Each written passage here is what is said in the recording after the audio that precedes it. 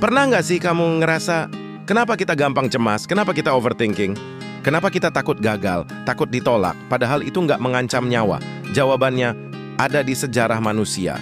Otak yang kita pakai hari ini sebenarnya otak yang didesain ribuan tahun lalu. Otak manusia zaman berburu, zaman yang penuh bahaya, tapi sekarang dipakai di dunia modern yang beda banget.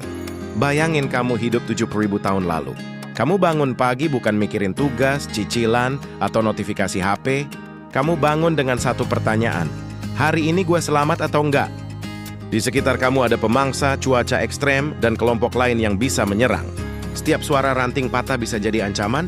Makanya manusia dulu harus punya otak yang cepat curiga, cepat takut, cepat mengingat hal buruk, dan selalu siap kabur.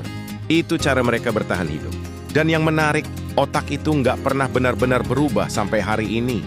Bagian otak yang bikin kita takut, cemas, dan waspada namanya amigdala. Amigdala itu ibarat alarm rumah, sedikit suara langsung bunyi. Dulu alarm ini menyelamatkan hidup. Sekarang, alarm ini aktif meskipun ancamannya cuma chat yang nggak dibalas, tugas yang numpuk, atau takut nggak dihargai orang.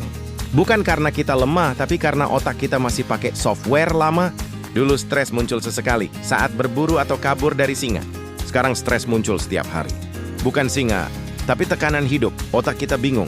Yang harusnya bahaya fisik berubah jadi bahaya psikologis. Makanya kamu capek walau nggak ngapa-ngapain. Otakmu bekerja keras untuk melindungi, bukan untuk bikin kamu menderita. Zaman dulu, mikir skenario terburuk itu penting buat bertahan hidup. Contoh, kalau aku lewat hutan itu ada predator nggak? Kalau hujan, gimana cari tempat aman? Sekarang kebiasaan itu berubah jadi, kalau dia pergi gimana? Kalau gagal gimana?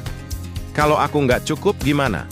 Overthinking sebenarnya adalah versi modern dari mekanisme pertahanan manusia purba.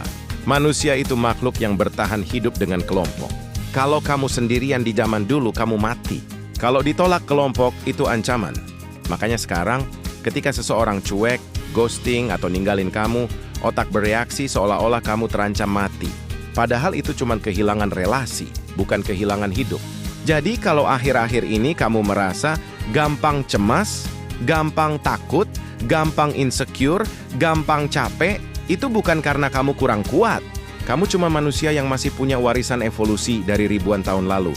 Dan semakin kamu paham sejarah otakmu, semakin kamu bisa berdamai dengan diri kamu sendiri.